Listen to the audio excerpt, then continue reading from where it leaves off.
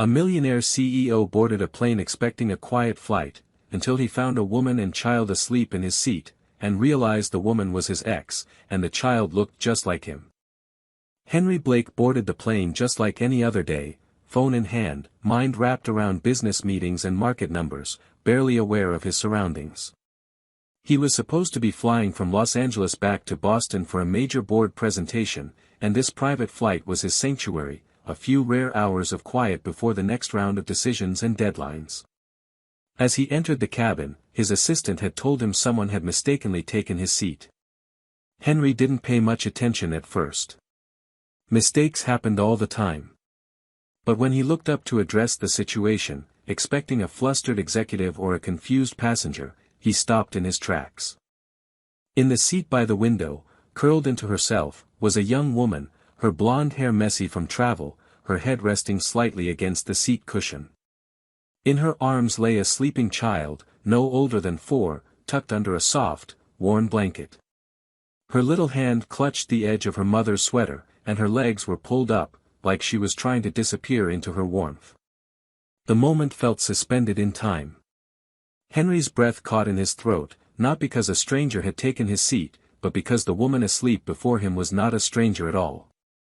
Emma Carter. He hadn't seen her in 4 years, not since he ended things in a flurry of ambition and self-justified logic. She had been the one person who had understood him, the only one who had seen the man beneath the titles and investments. And he had let her go without looking back. Now, here she was. Sleeping. On his flight. With a child. His eyes shifted to the girl again. Blonde like Emma, delicate features, but then he saw something he wasn't prepared for, eyes, though closed now, that he somehow knew were brown. His color. His mother's color. He stood there longer than he should have, stunned. The flight attendant whispered if she should wake them, but he shook his head silently. Something told him this wasn't the moment to cause a scene or demand his seat back. So he quietly sat across the aisle, resting his hands on his knees, still not fully convinced this wasn't some dream playing tricks on him after too many sleepless nights. He didn't know why Emma was here, or how she ended up on this particular flight. He didn't know who the child was, though his instincts whispered louder with every breath. But one thing was certain, this meeting wasn't random. It couldn't be. Not after all these years. Not after everything left unsaid. So he waited. And watched. And wondered what kind of world he was about to step into once her eyes finally opened. Emma stirred slowly as the soft hum of the plane engines blended with the faint clink of glasses from the cabin crew. Her neck ached slightly from the angle she had been sleeping in, and as she blinked her eyes open, she instinctively looked down at her daughter to make sure she was still peacefully asleep. The little girl, nestled in her lap, hadn't moved much. She was still clutching Emma's sweater with one tiny fist, her head resting comfortably on Emma's arm. Emma brushed a few strands of hair away from the girl's forehead and let her eyes lift to her surroundings, expecting to be alone or surrounded by strangers she would never speak to. But instead, she found herself locking eyes with someone she never thought she'd see again. Henry. The breath caught in her throat before she could stop it. For a moment, she thought maybe she was dreaming, maybe her exhausted mind had conjured his face out of some deep, forgotten memory. But it wasn't a dream. He was right there, seated across from her, dressed impeccably in a charcoal gray suit, his dark brown hair still just slightly tousled like she remembered, and those same piercing brown eyes watching her with an unreadable expression. She sat up straighter, her heart pounding in her chest. She felt exposed, like she had been discovered in the most vulnerable moment of her life. She opened her mouth to speak, maybe to apologize for taking the wrong seat or to explain herself, but the words didn't come. What could she possibly say to him after all this time? Henry leaned forward just slightly, his voice soft, controlled. "Emma," he said simply. That was all. Her name. It felt strange hearing it from him again. So many emotions passed through her all at once, surprise, confusion, even a touch of shame for being found like this, tired and worn, with her daughter asleep in her lap. I didn't know," he added quietly. "That you'd be here." She managed a small nod, brushing her hand over her daughter's back protectively. "Neither did I," she finally whispered. "It was a standby seat. We just needed to get home." She didn't clarify what home meant anymore.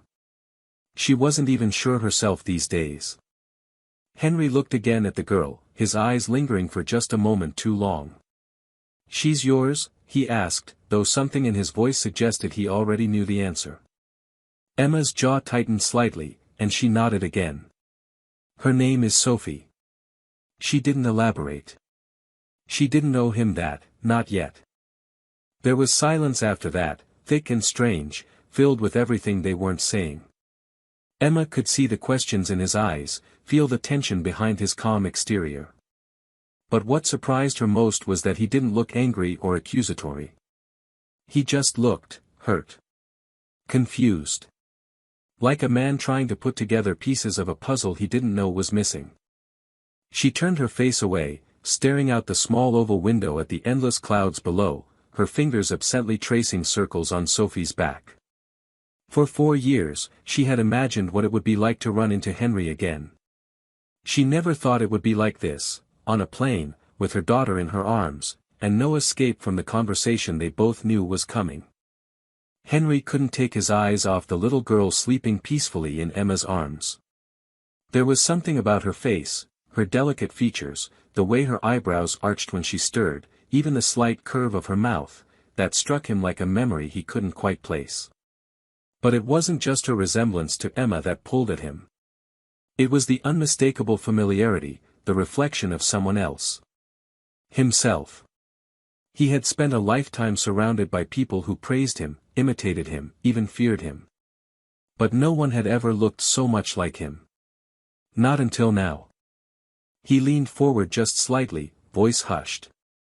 "Emma, is she mine?" The words fell into the space between them like a weight, making her flinch ever so subtly. She didn't answer at first, and he could see her thinking, weighing something in her mind. When she finally spoke, her voice was calm but tired. "Yes." One word.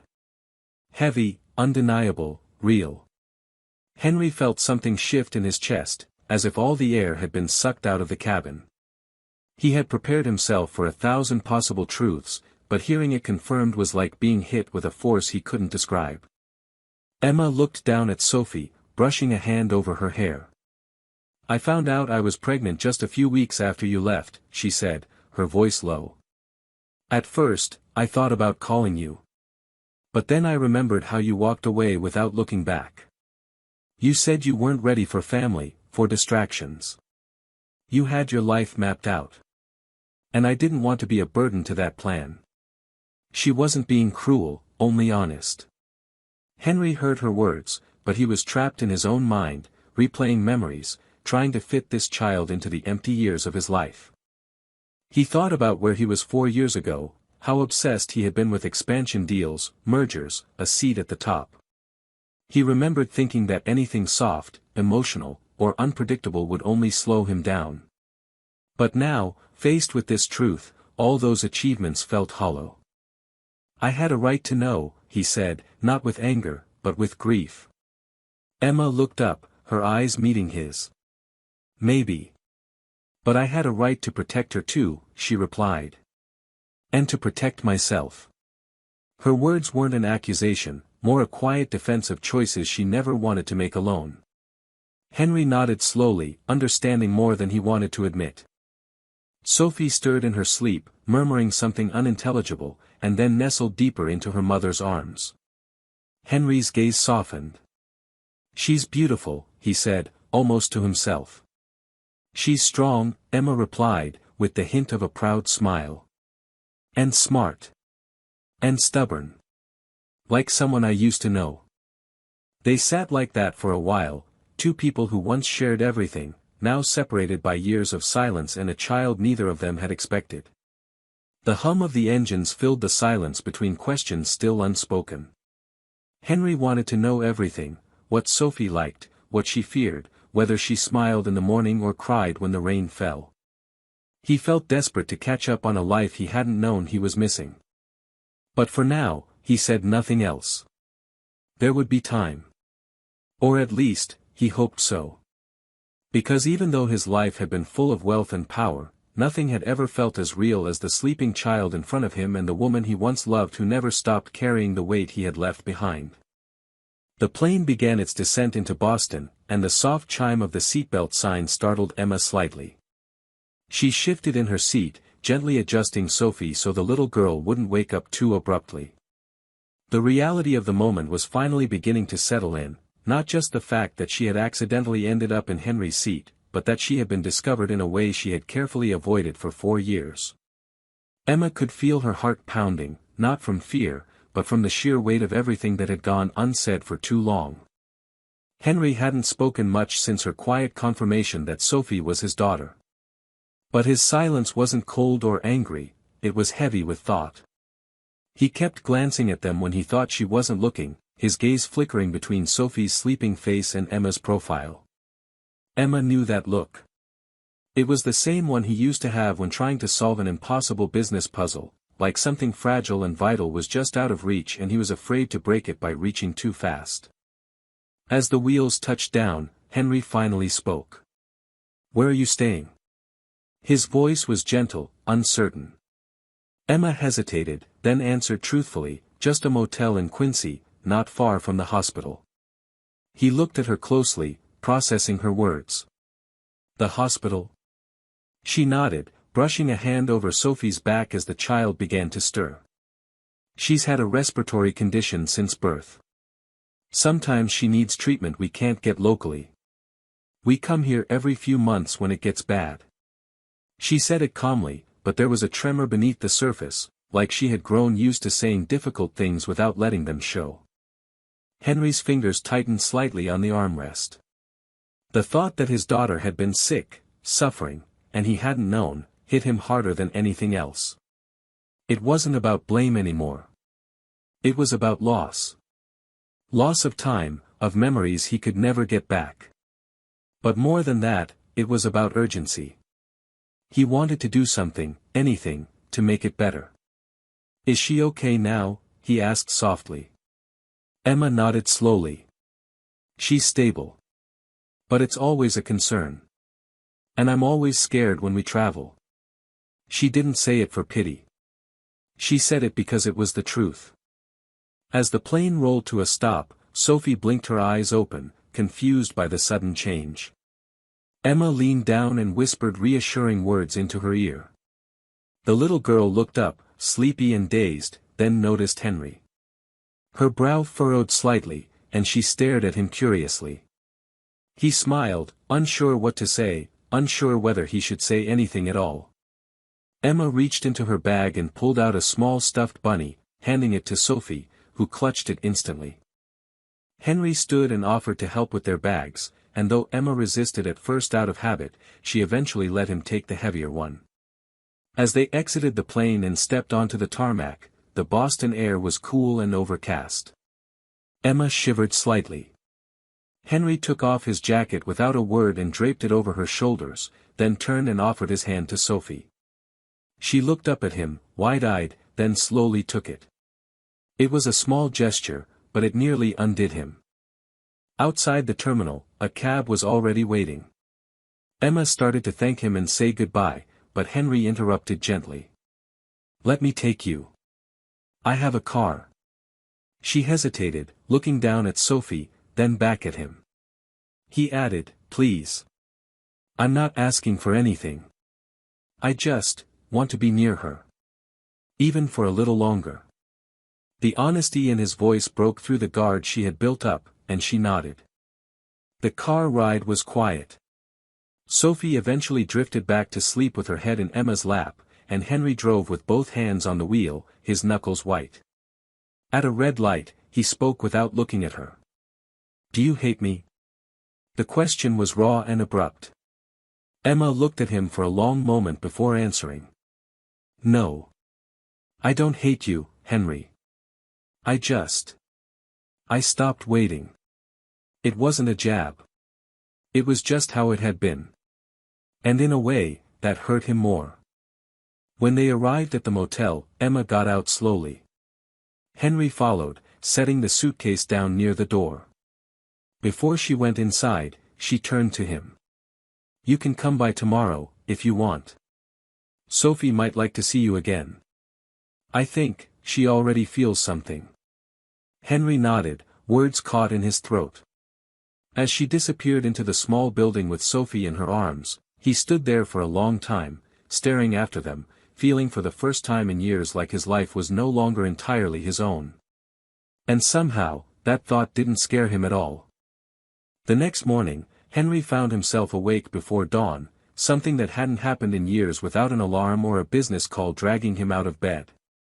But this time, it wasn't anxiety or responsibility pulling him from sleep, it was a strange kind of anticipation, laced with a guilt that had quietly taken root the night before. He hadn't stopped thinking about Sophie, about the way her small hand had rested in his without hesitation, as if her instinct had already recognized something that had taken him 4 years to understand. She didn't know him, but she hadn't feared him either. That, more than anything, made him want to try. He spent most of the morning pacing. He wasn't sure what the right time was to visit. He didn't want to seem too eager, but the idea of waiting another day felt unbearable. By 10:30, he was parked in front of the modest motel, holding a small paper bag of pastries and fresh fruit he'd picked up from a bakery Sophie might like. He had never shopped for a child before, had no idea what she preferred, but he figured sweetness was a good place to start. Still, his hands shook slightly as he knocked on the door.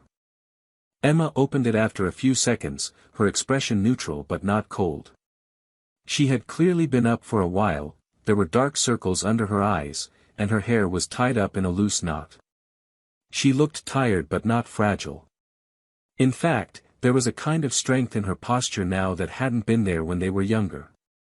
She didn't say much at first, just nodded and stepped aside to let him in. The room was small and plain, a single queen bed in the center and a little table by the window where Sophie was coloring quietly, legs swinging under the chair. She glanced up when Henry entered, her eyes lighting up with a recognition that startled him. "Hi," she said shyly, gripping a crayon. "Hi, Sophie," he replied gently, crouching a little so he wasn't towering over her. "I brought breakfast, if you're hungry." She looked to Emma for silent permission, and when her mother nodded, Sophie smiled and said, "Okay," hopping off the chair. They sat at the table together, Henry watching as Sophie picked out a croissant and carefully tore it into tiny pieces. She ate slowly, not messily, with the kind of care that suggested she'd been taught to make food last. Every small gesture from her told him something new, how she glanced at Emma before answering questions, how she held her crayon in her left hand just like he did, how she asked him if he had a bunny too when she brought out her stuffed animal and placed it proudly in his lap. Emma mostly watched at first, unsure of what to expect from the man who had once vanished so easily. But Henry didn't try to impress them. He didn't show off or overcompensate. He simply stayed present. He asked Sophie what she liked to draw, what her favorite cartoon was, what kind of music she liked. When she told him she liked to sing, he asked if she would someday sing for him. She nodded without hesitation. That nod undid him more than any apology ever could. After a while, Emma excused herself to take a phone call from the hospital, and Henry and Sophie remained alone. She showed him her sketchbook, flipping page after page with excitement, narrating each drawing with the clarity of someone who had created an entire world inside her head. One drawing in particular made him stop, it was of a house with 3 windows, and 3 stick figures. One was her. One, he assumed, was Emma. And the third had brown hair and was labeled, "Maybe Dad." He stared at it for longer than he should have, and when he looked up, Sophie was watching him carefully. "Is that you?" she asked, tilting her head. Henry nodded slowly. "I think it might be." She smiled at him, and it wasn't a big smile, but it was the kind of smile that felt like a door opening. When Emma returned, Henry stood and gently handed Sophie a folded note he'd written while she wasn't looking. "You don't have to read it now," he said to Emma. But I wanted to say everything I never said before. And everything I didn't know how to say last night. She nodded and took it without a word. As Henry left the motel room that day, the weight in his chest hadn't disappeared, but it had changed. For the first time in years, he felt like something was beginning, not because he deserved it, but because he was finally choosing to fight for it.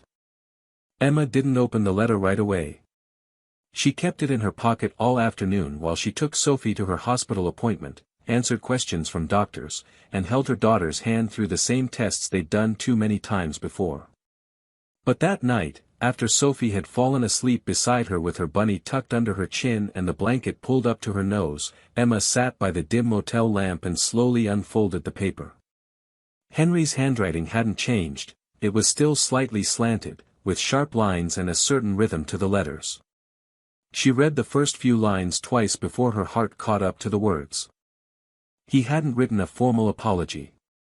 Instead, he had written honestly. He told her how lost he had felt for years without knowing it, how he had tried to fill the silence with power and progress, how everything he'd thought mattered had suddenly felt meaningless the moment he saw Sophie's face. He admitted that he had been selfish back then, not because he didn't care, but because he was afraid to care too much. And in that fear, he had walked away from the only thing that had ever made him feel human. Emma wiped her cheek once, then again, not realizing she was crying until the letter blurred. It wasn't just what he had written, it was the fact that she believed him.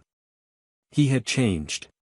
She'd seen it in his eyes, in the way he looked at Sophie, in how gently he moved through their fragile space, never pushing, never demanding. Just present. She folded the letter and set it on the nightstand, then turned off the light and curled beside her daughter, unsure of what the next day would bring, but no longer filled with dread. The next morning, Henry was there again. He knocked gently and waited with coffee for her and a small box wrapped in tissue paper for Sophie. This time, Emma didn't hesitate. She opened the door and smiled. Sophie ran to him, her arms wrapping around his leg as if she had been doing it her whole life. Emma couldn't help but laugh through the tightness in her throat. They spent the day together, not doing anything spectacular, just walking through a quiet park, feeding birds, sitting on a bench while Sophie played in the grass. Henry listened to Emma more than he spoke. He asked about her work, how she had managed all these years on her own, how she had stayed so strong. She shrugged, uncomfortable with praise, but eventually admitted it hadn't been easy. There were nights when she had cried herself to sleep, mornings when she had to choose between food and medication, weeks where she didn't know how they would make it. But she had always kept going, not because she had no choice, but because Sophie was worth everything. Henry felt something inside him unravel listening to her. The life he had lived had never required that kind of courage.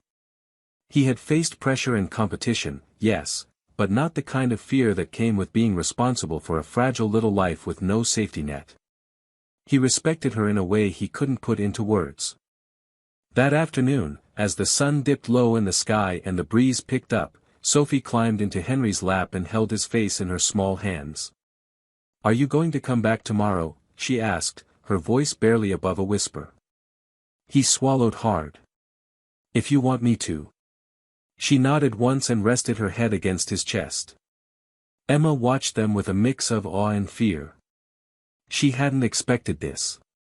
Not just his return, but his softness. His openness. His willingness to take every step carefully, as if he knew how easily trust could break. As they returned to the motel, Henry paused at the door. "Emma," he said quietly, "I don't want to walk away again. I don't know what this means yet, or how it's supposed to work, but I know that I want to be in her life. And yours. If you'll let me." She didn't answer right away, just studied his face. Then, instead of responding with words, she opened the door and stepped aside. He followed her in, not as a man who had everything, but as one who had almost lost the only things that truly mattered. The following weeks unfolded slowly, like pages of a forgotten book finally being read again. Henry didn't rush. He showed up every morning at the motel, sometimes with breakfast, sometimes with just a smile and a gentle knock. Sophie would greet him like she'd known him forever, her arms wrapping around his legs or her face lighting up as she pulled him inside.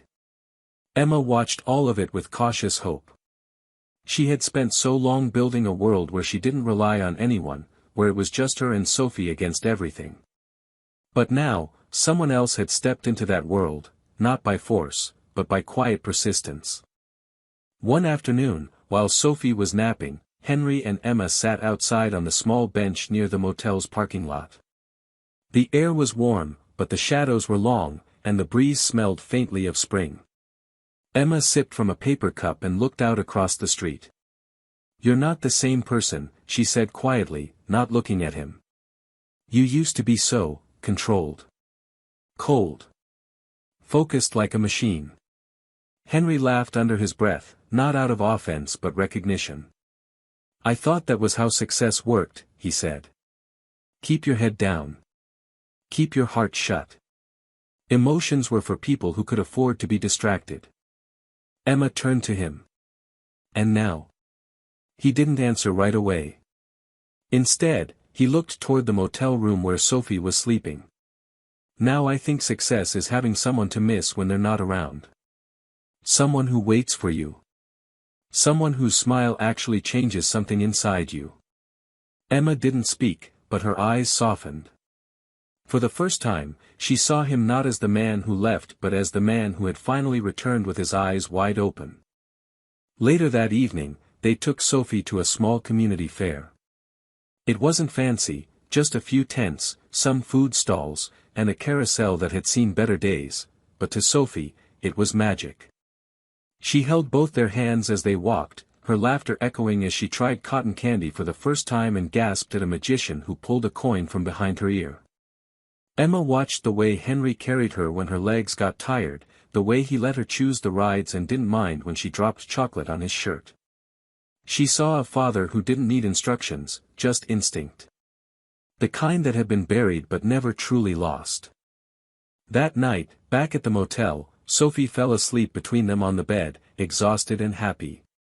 Henry leaned back in the chair beside them, watching her breathe, the soft rhythm of it almost meditative.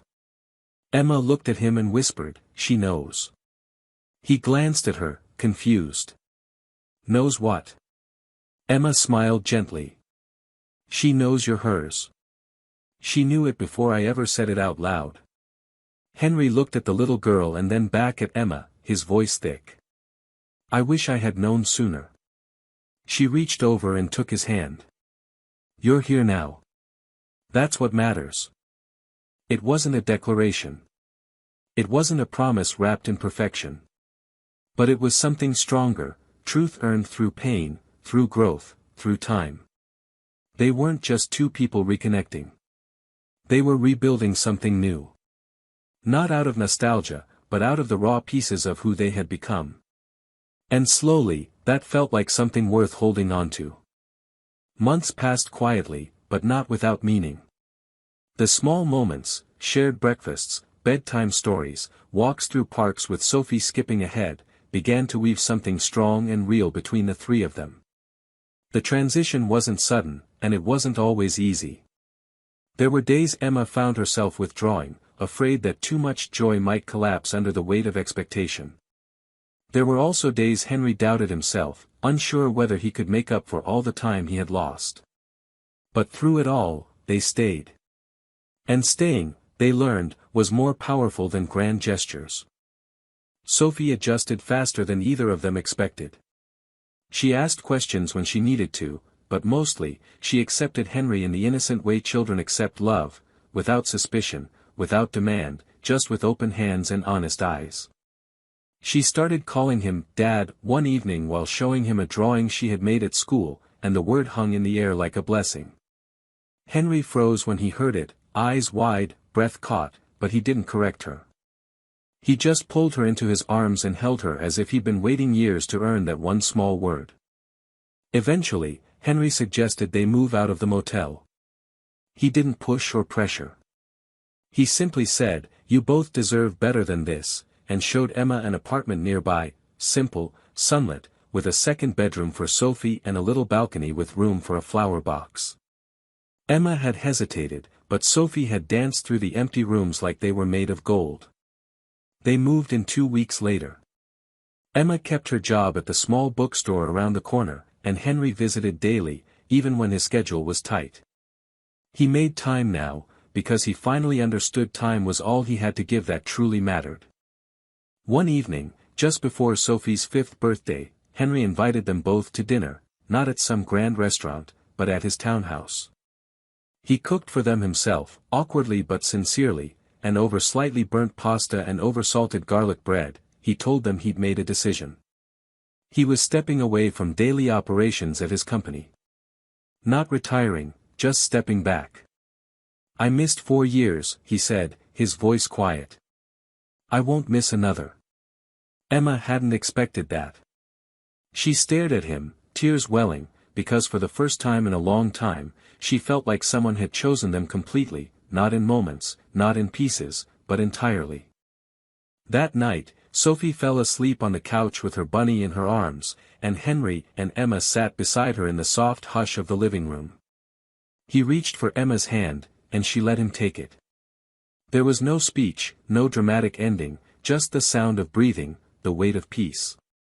They had all been broken once, by pride, by fear, by time, but sitting there, they no longer felt like fragments. They felt whole, together. When Henry tucked Sophie into bed that night, she mumbled sleepily, "Are you staying?" He bent down and kissed her forehead. "Always," he whispered. Emma stood in the doorway, watching them with a quiet smile. And in that moment, she realized something had shifted, not just in Henry, but in her. She no longer felt like she was carrying the world alone. For the first time in years, the future didn't scare her. It felt wide, and soft, and good. And as the lights dimmed, and the city hummed outside, they stepped into it, hand in hand, heart to heart, ready for whatever came next. Not perfect, but together. And that, finally, was enough.